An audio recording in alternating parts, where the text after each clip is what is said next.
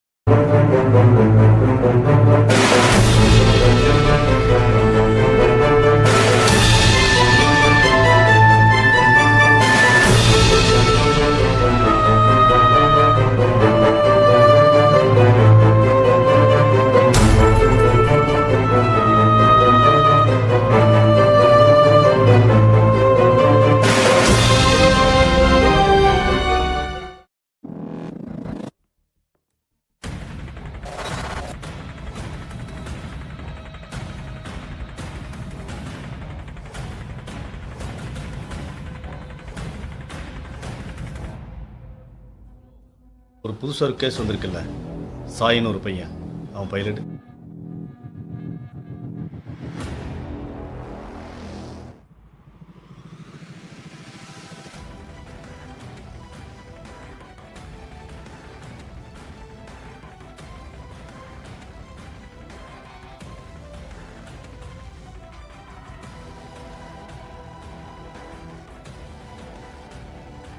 யோ, அவனை போய் கூட்டிட்டு வா.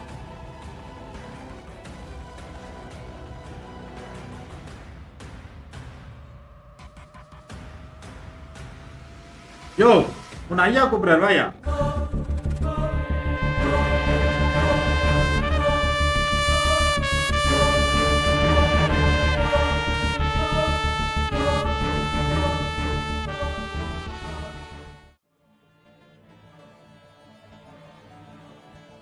டேய், உட்கார்றா.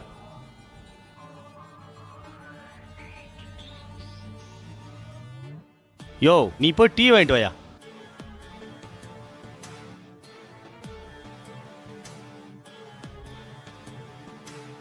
நீ போய் கார் வெளியில் நிற்குது, எடுத்து பார்க் பண்ணு.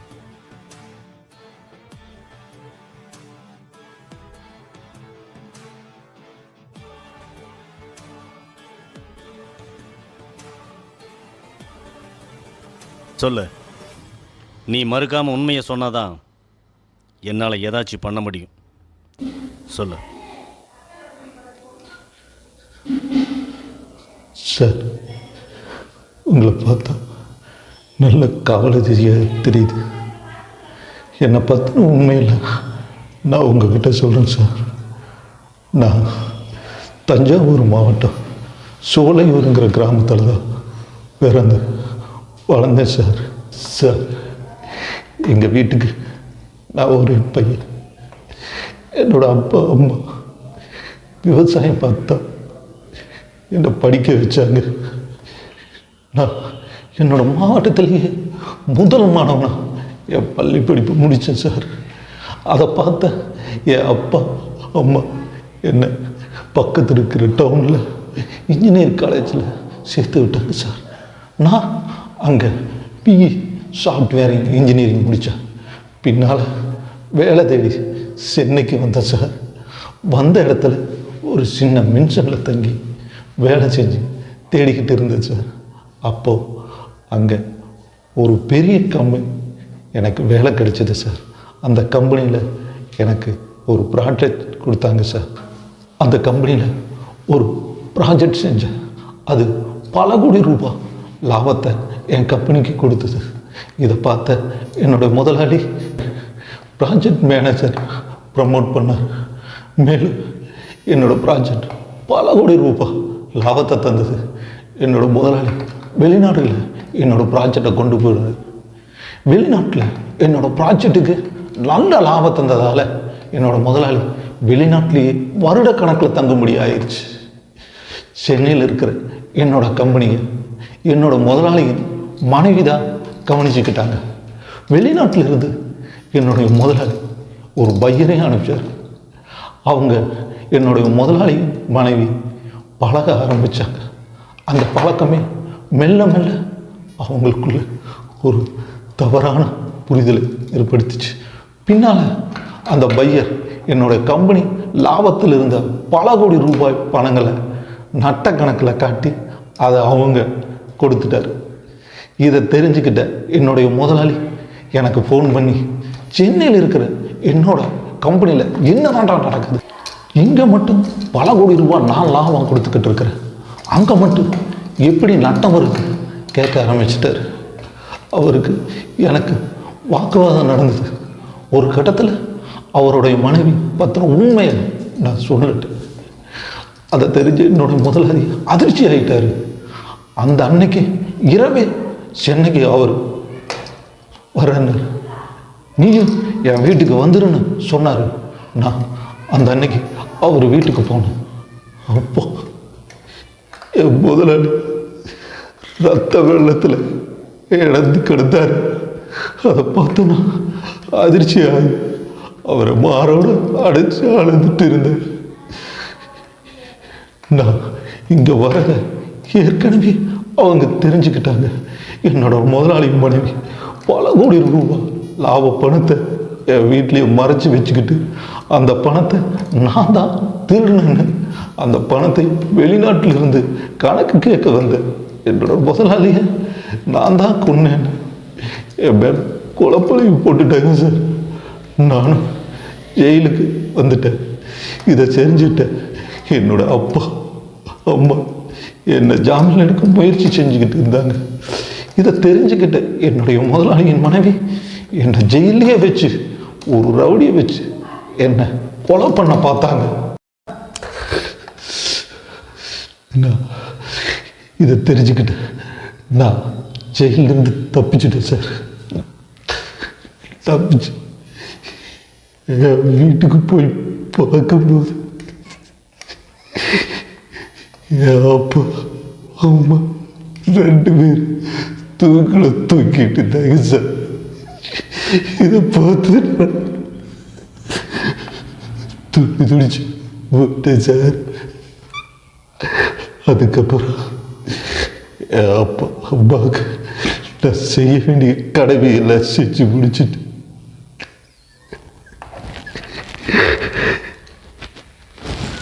அதுக்கப்புறம் நான் கொஞ்ச நாள் தலைமறைவாக இருந்தேன்.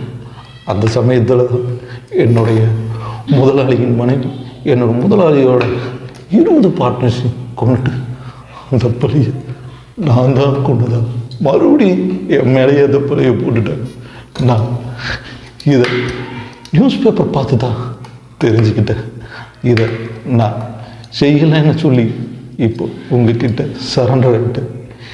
எங்கே அவங்க பணத்தை வச்சு நான் தான் எல்லா குற்றத்தையும் செஞ்ச மாதிரி மாற்றிட்டாங்க. இப்போ எனக்கு யாரும் இல்லை சார். என்னை பெற்றவங்களும் இல்லை. என்னை பெற்ற அம்மா அப்பா இல்லை. என்னை வளர்த்த முதலாளியும் இல்லை சார். என்னை கொண்டு இருக்கு சார், கொண்டு இருக்கு சார்.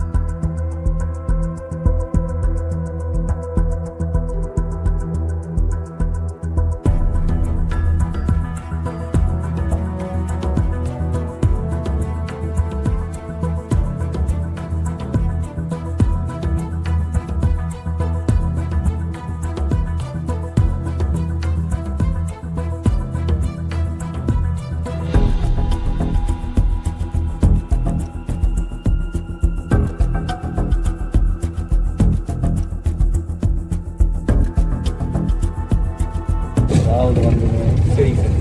இந்த பையனோட ஃபைலை பார்த்தோம் அப்படின்னா சரிங்க சார். ரொம்ப ஒரு த்ரில்லிங்காக இருக்குது. நம்ம சரி. என்ன நடக்குது என்ன அப்படின்னுங்கிறது ஒன்றும் கரெக்டாக தெரியல. சரி சார். இந்த பையனை பற்றி நல்லா விசாரிக்கணும். சரி சரி சார்.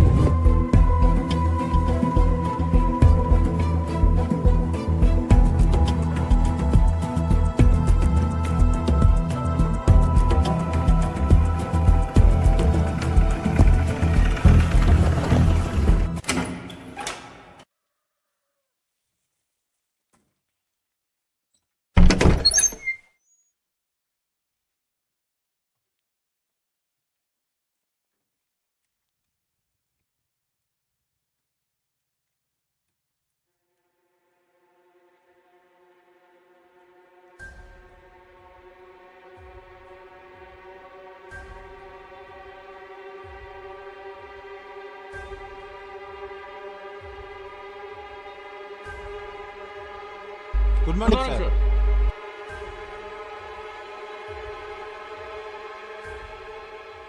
யோ, அங்கே தெரியுது பாரு மரம். இவனை அங்கே லாக் பண்ணு.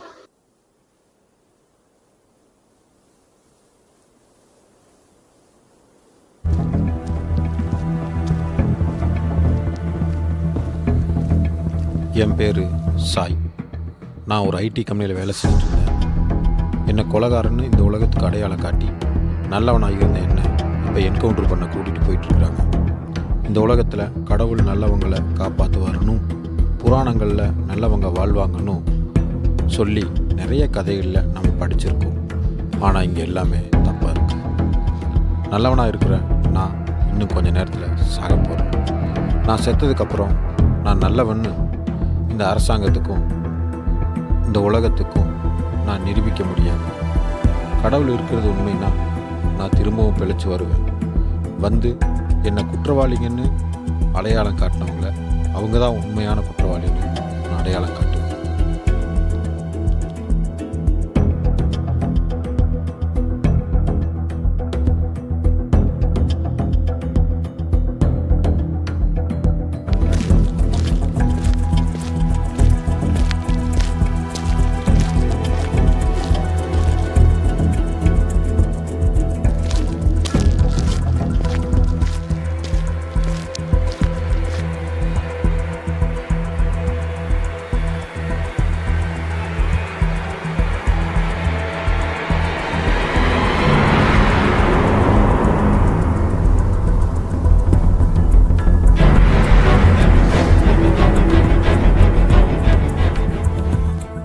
சாய், ஒரு நல்ல கம்பெனியில் வேலை செஞ்சுட்டு ஒரு முதலாளியவே கொண்டு இருக்கிற. அது மட்டும் இல்லாமல் அவரோட பார்ட்னர் 20 பேரை நீ கொண்டுட்டு பல கோடி ரூபாய் பணத்தை உன் வீட்டில் பதுக்கி வச்சிருக்க. இதெல்லாம் எதுக்கு? கேவலம் இந்த பணத்துக்குத்தானே. பணம் உனக்கு வசதியான வாழ்க்கையை தரும். பாரு, அதுவே கடைசியில் உனக்கு யமனா வரும். அது உன் விஷயத்தில் சரியா போச்சு பார்த்தியா? இப்ப நான் உன்னை சுட போறேன். எல்லா பாவம் செஞ்ச உனக்கும் நரகம், எந்த பாவம் செய்யாத எனக்கும் நரகம். யோ, உன்னை 10 மணிக்கு சுட சொல்லி எனக்கு ஆர்டர் உத்தரவு போட்டிருக்காங்க. மணி இப்போ 8. இன்னும் 2 மணி நேரம் டைம் இருக்கு. இந்த சினிமாவில கேட்பாங்களே கடைசி ஆசை என்னன்னு, அந்த மாதிரி ஆசை ஏதாவது உனக்கு இருக்கா? பரவாயில்ல சொல்லு. உனக்கு என்ன ஆசை இருந்தாலும் சொல்லு, நான் நிறைவேற்றி வைக்கிறேன்.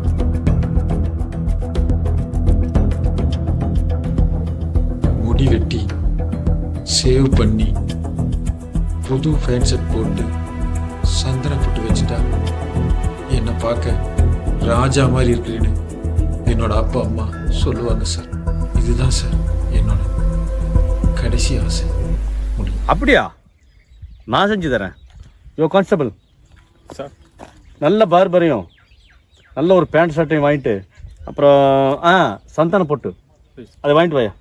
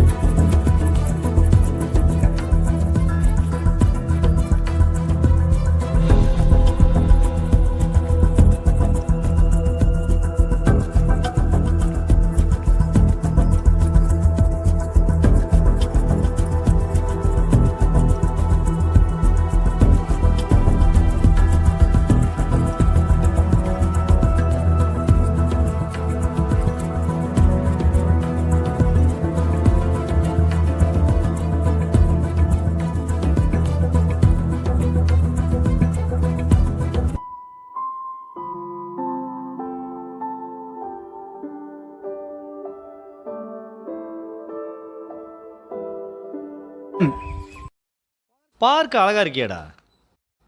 நல்ல பையனா வேற இருக்க. உன்னை போய் நான் சொல்கிறேனே.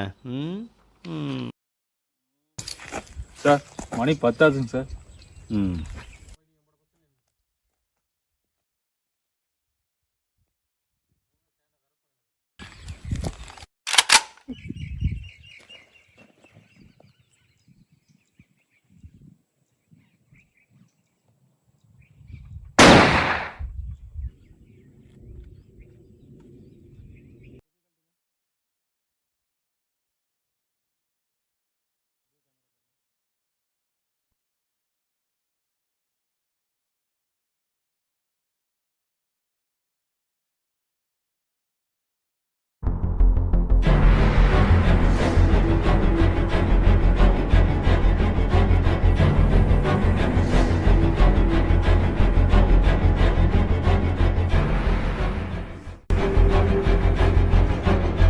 Good morning sir.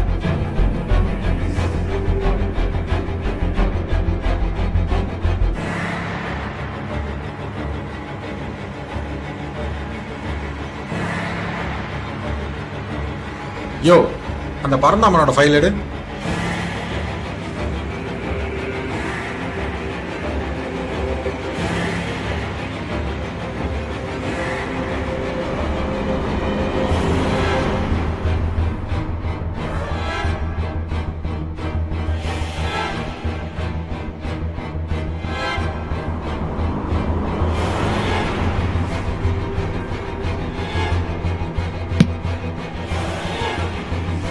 யோ, அந்த பரந்தாமனை இங்கே கூட்டிட்டு வா.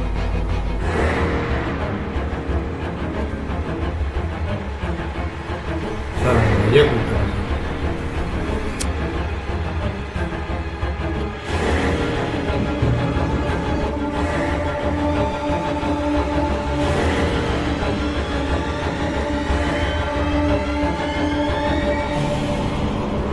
சார் உட்காருங்க.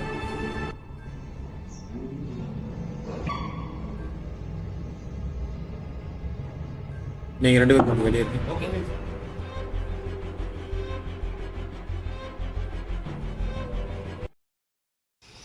நீ தான் புதுசாக வந்த இன்ஸ்பெக்டரா? என்கொயரி எனக்கே என்கொயரியா? இதே இடத்துல பல 100 என்கொயரியை பார்த்தவன்னா இப்போ எனக்கே என்கொயரியா? விதியை பார்த்தியா? இதுக்கு பேர் தான் விதி. சார் என்ன நடந்துச்சு? உங்களை என்கொயரி பண்ணவல்ல சார். உங்களுக்கு என்ன நடந்துச்சு? உங்க பக்கம் இருக்கிற பிரச்சனை என்னன்னு எனக்கு சொல்லுங்க சார். நீங்களும் நிச்சயமா தப்பு பண்ணிருக்க மாட்டீங்க.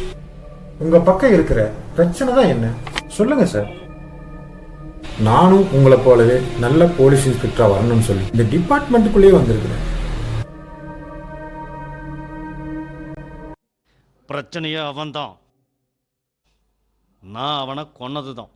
ஒரு பெண் அரை நிர்வாணமாக கற்பழிக்கப்பட்டு கிடக்குன்னு எனக்கு கால் வந்துச்சு.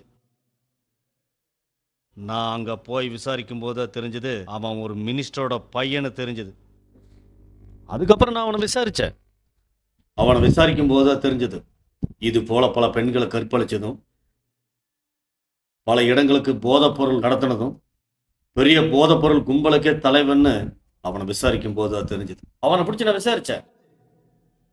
அவனோட ரெக்கார்ட் எடுத்தேன். அவனோட தப்பு அவனே ஒத்துக்கிட்டான். டிபார்ட்மெண்ட்லேயே கொடுத்தேன்.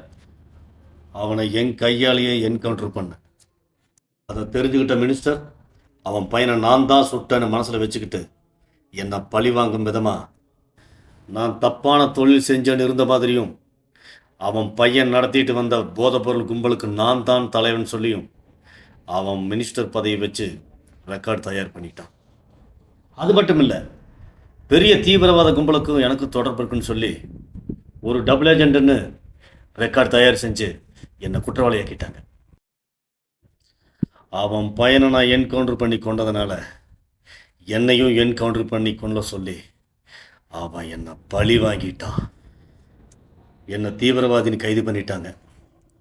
என் மனைவியும் தீவிரவாதின்னு கைது பண்ண போகிறதாகவும் என் மனைவி தப்பிச்சிட்டதாகவும் இவங்க என்னென்னமோ சொல்கிறாங்க. ஆனால் அந்த படுபாவிக அவளையும் கொண்டிருப்பாங்க. இந்த உலகத்திலேயே அதிகமாக நேசித்தது என் மனைவியும் இந்த இன்ஸ்பெக்டர் வேலையும் தான். ஆனா இந்த ரெண்டுமே என் கையில் இல்லை. என்ன உன் கையால கொன்று கொன்று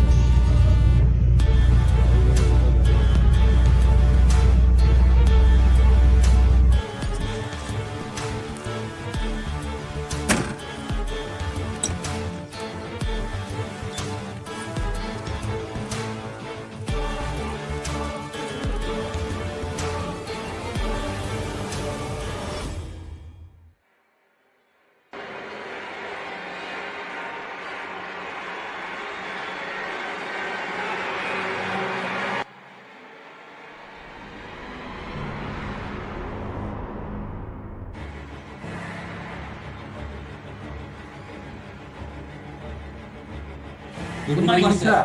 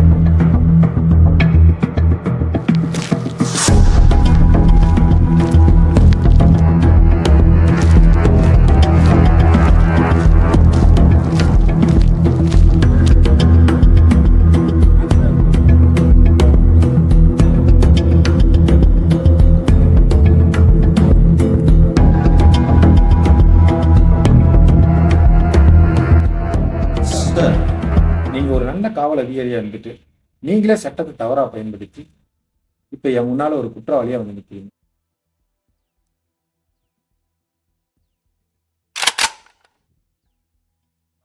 இப்ப நான் உங்களை சொல்ல போறேன். எல்லா பாவமும் செஞ்ச உங்களுக்கு நரகம், எந்த பாவமும் செய்யாத எனக்கும் நரகம். எல்லா பாவம் செஞ்ச உனக்கும் நரகம், எந்த பாவம் செய்யாத எனக்கும் நரகம்.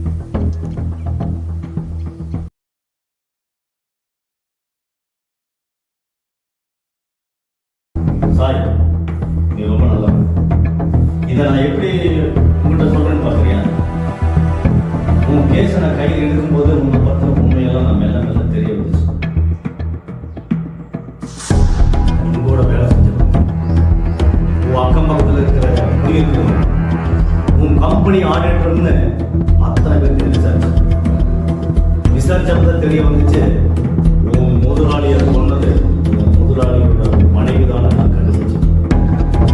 அதுக்குன்னு சில விட்னஸ் வச்சிருக்கேன். நீ நல்ல மேனேஜர் பதிவில் நல்ல சம்பளத்தில் வேலை செஞ்ச உனக்கு திருடணும்னு அவசியம் இல்லை. அங்கதான் நீ நல்ல வேணும் நான் தெரிஞ்சுக்கிறேன். நீ கவலைப்படாத, நிச்சயம் நான் உன்னை காப்பாற்றுவேன். உன் முதலாளி மனைவி ஆபத்தில் அவன் சம்பளமாக மாற்றினேன். உனக்கு எந்த ஒன்று டிபார்ட்மெண்ட் பேசுகிறேன். கவலைப்படாத, நான் உன்னை காப்பாற்றுவேன். உன்னை எந்த ஒன்று அதிகாரியே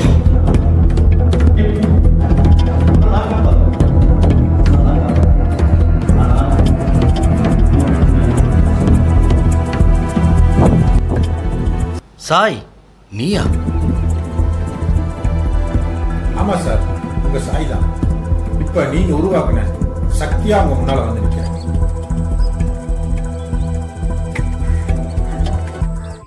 பாரு கலகாரிக்கேடா, நல்ல பையனா வேற இருக்கேன். உன்னை போய் நான் சுடுறேனே. சார் மணி 10 ஆகுதுங்க சார்.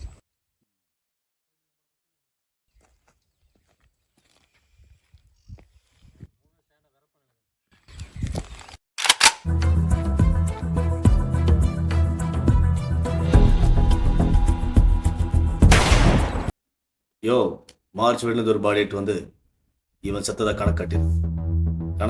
என்ன, இவன் நல்லவன், பொழைச்சுக்கோ. ஹாய், நீ ரொம்ப நல்லவன், நீ வாழணும். நான் உன்னை காப்பாத்திட்டேன். எனக்கு ஒரு நண்பன் இருந்தான், அவன் பேரு அன்புராஜ், அவன் மனைவி பேரு சுசீலா. அவங்க 2 பேருக்கும் ஒரு மகன் இருந்தான். அவன் இன்ஸ்பெக்டர் ஆகணும்னு சொல்லி ட்ரைனிங்கெல்லாம் எடுத்துட்டு இருந்தான்.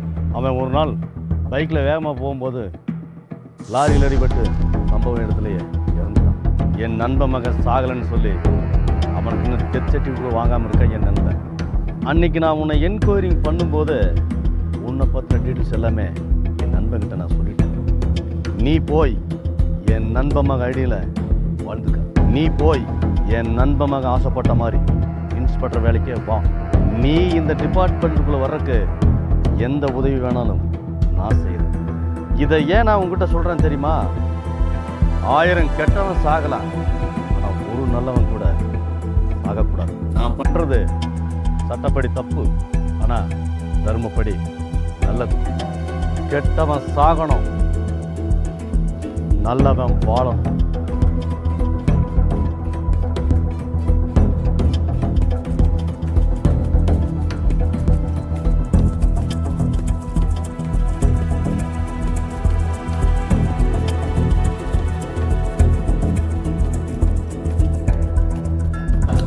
சார், அன்னைக்கு நீங்க உங்க நண்பர் அன்புராஜ், அவரோட மனைவி சுசீலா, அவங்களோட மகன் ஐடியில இன்ஸ்பெக்டரா வர சொன்னீங்க.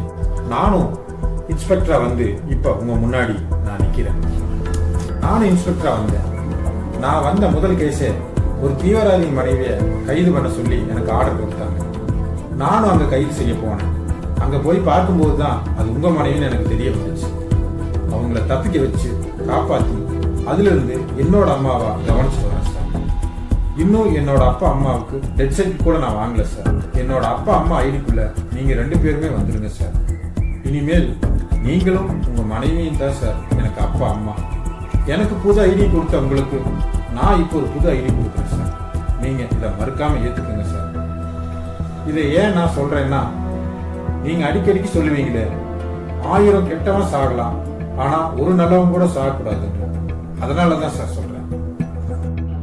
ரொம்ப நன்றி சக்தி. சார், அன்னைக்கு இன்ஸ்பெக்டர் ஆவான்னு நீங்க எதுக்கு சொன்னீங்கன்னு எனக்கு தெரியல. ஆனா இப்ப தெரியுது சார், இந்த பறந்தாமையே காக்க வந்த சக்தியா என்ன மாத்திருக்கிறீங்க. நான் தான் சார் உங்களுக்கு நன்றி சொல்றேன்.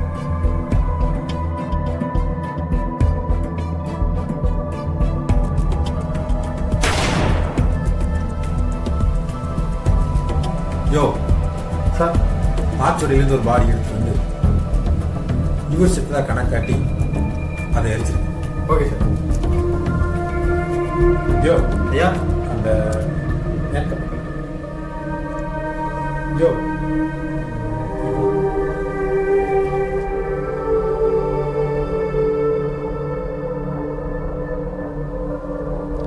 சாரி சார், உங்களை தப்பிக்க வைக்க வேண்டிதான் இவ்வளோ தூரம் உங்களை கூப்பிட்டு வர வேண்டியதாக இருந்துச்சு.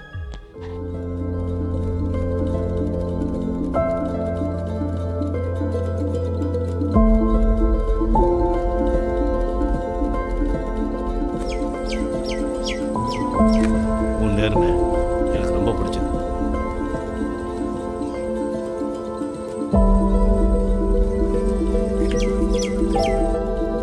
அன்னைக்கு பரந்தாமன் ஐயா என்னை என்கவுண்டர்லேருந்து காப்பாத்து. இன்னைக்கு பரந்தாமன் ஐயாவை நான் என்கவுண்டர்லேருந்து காப்பாத்து. நாங்க 2 பேருமே போலியான ஐடியில வாழ்றது தப்பு தான். எங்களுக்கு வேற வழி தெரியல. நாங்க செய்யறது சட்டப்படி தப்பு தான், ஆனா தர்மப்படி நல்லது. எங்களை குற்றவாளிகள்னு அடையாளம் காட்டினவங்க அவங்க தான் உண்மையான குற்றவாளிகள்னு நாங்க நிரூபிக்கிற வரைக்கும் இந்த போலியான ஐடியில வாழ்றோம். அதுக்கப்புறம் நாங்க 2 பேருமே நாங்க செய்யற குற்றத்துக்காக சரணடைகிறோம். இந்த உலகத்துல பணம் பதவி மட்டும் வச்சிருக்கிறவங்க நல்லா வாழ்வாங்க நினைச்சாரு. கடவுள் எந்த ரூபத்துல வருவாருன்னு நமக்கு தெரியாது. ஆனா கடைசியில நம்மளை காப்பாத்திக்கணும். ஏன்னா 1000 கெட்டவன் சாகலாம், ஒரு நல்லவன் கூட